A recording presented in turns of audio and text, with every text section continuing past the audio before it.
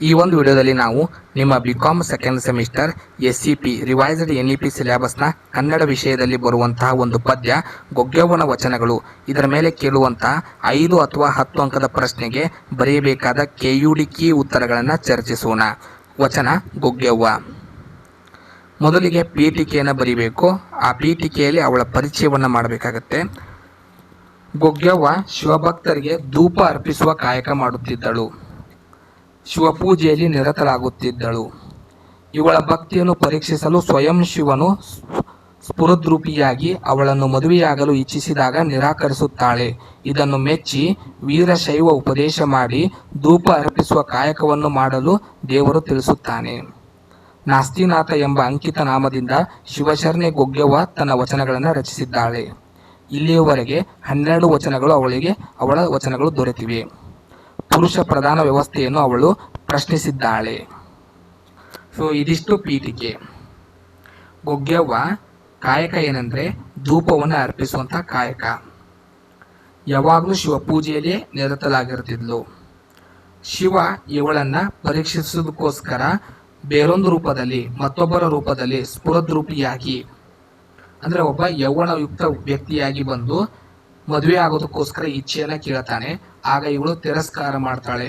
ಇವಳಿಗಿರುವಂಥ ಭಕ್ತಿಯನ್ನು ಮೆಚ್ಚಿ ಧೂಪದ ಕಾಯಕವನ್ನು ಮಾಡಲು ಹೇಳಿ ವೀರಶೈವದ ಉಪದೇಶವನ್ನು ಮಾಡಿ ಇವಳಿಗೆ ಧೂಪದ ಕಾರ್ಯವನ್ನು ಕೊಟ್ಟು ದೇವರು ಹೋಗ್ತಾನೆ. ಇವಳ ವಚನಗಳ ಅಂಕಿತ ನಾಸ್ತಿನಾಥ. ಇಲ್ಲಿಯವರೆಗೆ ಇವಳ 12 ವಚನಗಳು ನಮಗೆ ದೊರೆತಿವೆ. ನಿಮಗೆ ಪರೀಕ್ಷೆಯಲ್ಲಿ ಕೊಟ್ಟಿರುವಂಥ 2 ವಚನಗಳ ಬಗ್ಗೆ ನೀವು ವಿವರಣೆಯನ್ನು ಬರೀಬೇಕಾಗುತ್ತದೆ. ಗಂಡು ಒಂದು ಹೆಣ್ಣನ್ನು ಪ್ರೀತಿಸಿ ಮೋಹಿಸಿದಾಗ ಅದು ತನ್ನ ಒಡೆತನದ ಒಡವೆ ಎಂದು ಅರಿತುಕೊಳ್ಳುತ್ತಾನೆ. ಅಂದರೆ ಒಬ್ಬ ಗಂಡಸು ಒಂದು ಹೆಣ್ಣನ್ನು ಮೋಹಿಸಿ ಪ್ರೀತಿಸಿ ಇಚ್ಛಿಸಿದರೆ ಅದನ್ನು ಅವನು ತನ್ನ ಒಂದು ಒಡವೆ ಅನ್ನೋ ರೀತಿಯಲ್ಲಿ ಯೋಚನೆ ಮಾಡ್ತಾನೆ, ತನ್ನ ಸ್ವತ್ತು ಅನ್ನೋ ರೀತಿ ಯೋಚನೆ ಮಾಡ್ತಾನೆ. ಅದೇ ಹೆಣ್ಣು ಒಂದು ಗಂಡನ್ನು ಪ್ರೀತಿಸಿ ಮೋಹಿಸಿದರೆ ಅದನ್ನು ಏನೆಂದು ಅರಿಯಬೇಕು. ಈ ಎರಡರಲ್ಲಿ ಇರುವ ಭೇದ ಭಾವ ತಿರಸ್ಕರಿಸಬೇಕು ಮತ್ತು ಹೋಗಲಾಡಿಸಬೇಕು ಎಂದು ಶಿವಶರಣೆ ಗೊಗ್ಗೆವ್ವ ತನ್ನ ವಚನದಲ್ಲಿ ಹೇಳುತ್ತಾಳೆ. ಒಂದು ವೇಳೆ ಏನಾದರೂ ಹೆಣ್ಣು ಮತ್ತೊಬ್ಬ ಗಂಡನ ಪ್ರೀತಿಸಿ ಪ್ರೇಮಿಸಿ ಮೋಹಿಸಿದರೆ ಸೊ ಇದಕ್ಕೆ ಜನ ವಿರೋಧಿಸ್ತಾರೆ. ಈ ರೀತಿಯಾದ ಭೇದ ಭಾವ ಏಕೆ ಅಂತ ಅವಳು ಪ್ರಶ್ನೆ ಮಾಡ್ತಾಳೆ. ಗಂಡು ಒಂದು ಹೆಣ್ಣನ್ನು ಪ್ರೀತಿಸಿದರೆ ಅದು ಅವಳ ಸ್ವತ್ತು, ಅವಳ ಒಡವೆ ಇದ್ದ ಹಾಗೆ. ಅದೇ ಒಂದು ಹೆಣ್ಣು ಗಂಡನ್ನು ಪ್ರೀತಿಸಿದರೆ ಅದನ್ನು ಜನರು ವಿರೋಧಿಸ್ತಾರೆ. ಈ ರೀತಿ ಇರುವಂಥ ಭೇದ ಭಾವವನ್ನು ಹೋಗಲಾಡಿಸಬೇಕು ಅಂತ ವಚನದಲ್ಲಿ ಹೇಳ್ತಾಳೆ. 2ನೇ ವಚನದಲ್ಲಿ ಒಬ್ಬರಿಗೆ ಮೊಲೆ ಮತ್ತು ಮುಡಿ ಮೂಡಿ ಬಂದಾಗ ಹೆಣ್ಣು ಎಂದು ಕರೆಯುತ್ತಾರೆ, ಒಬ್ಬರಿಗೆ ಮೀಸೆ ಕಾಸೆ ಮೂಡಿ ಬಂದಾಗ ಗಂಡು ಎಂದು ಕರೆಯುತ್ತಾರೆ. ಆದರೆ ಇವರಿಬ್ಬರಲ್ಲಿರುವ ಆತ್ಮಕ್ಕೆ ಹೆಣ್ಣು ಗಂಡೆಂಬ ಭೇದವಿಲ್ಲ, ಎರಡೂ ಒಂದೇ ಆಗಿದೆ.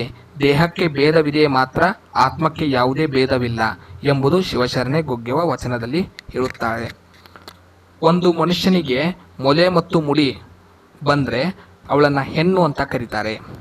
ಅದೇ ಒಂದು ವ್ಯಕ್ತಿಗೆ ಮೀಸೆ ಬಂದರೆ, ಗಡ್ಡ ಬಂದರೆ ಆತನನ್ನು ಗಂಡಸು ಅಂತ ಕರೀತಾರೆ. ಆದರೆ ಇದು ದೇಹಕ್ಕೆ ಮಾತ್ರ ಸೀಮಿತವಾಗಿದೆ. ಮೇಲಿರುವಂಥ ದೇಹಕ್ಕೆ ಹೆಣ್ಣು ಗಂಡು ಎಂಬ ಭೇದವಿದೆ. ಆತ್ಮಕ್ಕೆ, ಮನಸ್ಸಿಗೆ ಯಾವುದೇ ರೀತಿಯಾದ ಈ ಭೇದ ಭಾವ ಇಲ್ಲ ಅನ್ನೋದನ್ನು ಶಿವಶರಣೆ ತನ್ನ ವಚನದಲ್ಲಿ ತಿಳಿಸ್ತಾಳೆ. ಇದಿಷ್ಟು ಗೊಗ್ಗೆವ್ವನ ವಚನಗಳ ಸಾರಾಂಶ.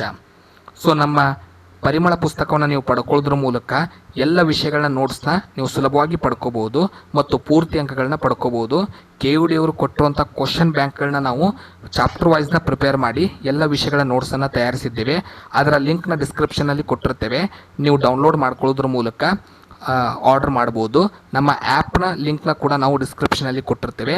ನಮ್ಮ ಕ್ಲಾಸ್ನ ಜಾಯ್ನ್ ಆಗೋದ್ರ ಮೂಲಕ ನೀವು ಎಲ್ಲ ವಿಷಯಗಳ ವಿಡಿಯೋ ಕ್ಲಾಸ್ನ, ಆಡಿಯೋ ಕ್ಲಾಸ್ನ ಮತ್ತು PDF ನೋಟ್ಸ್ನ ಪಡ್ಕೊಳ್ಬೋದು. ಮುಂದಿನ ವಿಡಿಯೋದಲ್ಲಿ ಮತ್ತೊಂದು ವಚನದೊಂದಿಗೆ ಸಿಗೋಣ. ಧನ್ಯವಾದಗಳು.